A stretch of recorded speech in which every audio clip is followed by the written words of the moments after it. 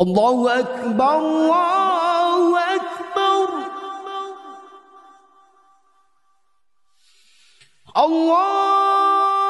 Allahu Akbar,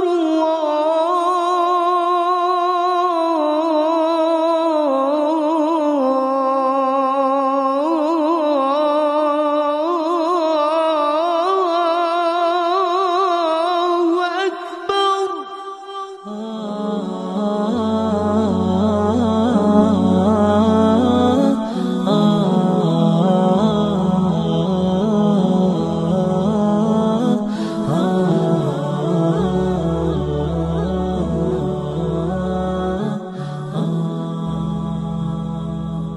Ndugu Waislamu, pamoja na kwamba kujenga msikiti ni kitendo cha kumtunza Mwenyezi Mungu, lakini pia ni kitendo cha kujitolea kwa ajili ya jamii nzima. Wale walioshiriki katika ujenzi na wale ambao tutashiriki katika kuutunza msikiti huu, wote tutapata thawabu. Viongozi walionitangulia wameeleza vizuri umuhimu wa kuutunza msikiti huu, kuitunza nyumba hii. Ujenzi huu wa nyumba hii ambao unakuja kuimarisha imani yetu na kuleta mafanikio ya kiroho katika jamii ni muhimu sana, tukawaunga mkono kwa namna mbalimbali.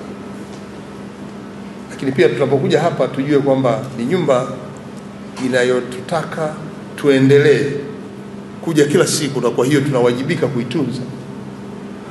Zile taratibu za hapa ndani zote zifuatwe. Kwa hili ni jambo muhimu, na ukifanya hivyo utakuwa umetoa mchango mkubwa kabisa, ingawa hujatoa fedha, lakini kwa kuutunza umeshatoa mchango wako.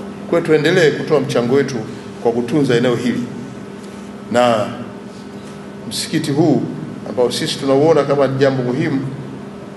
Kama nilivyosema awali, Mtume Muhammad sallallahu alaihi wasallam anatufundisha pia kutunza nyumba za ibada, kwamba msikiti ni sehemu ya jamii na ni mahali pa ibada na umoja.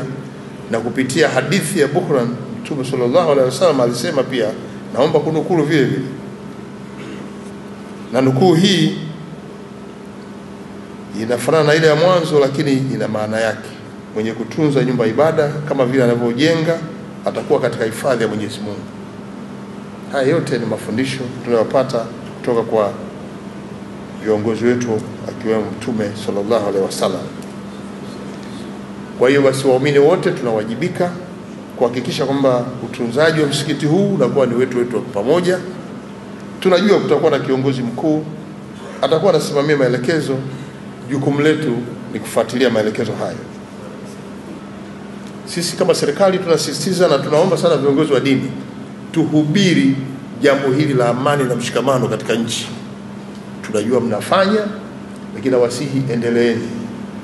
Liombeni taifa hili wakati wote, kila unapopata nafasi ya kuingia kwenye nyumba ibada moja, baada ya kumaliza swala ya kawaida, pata muda wa kuliombea taifa hili, ili utulivu huu tulionao sasa uendelee.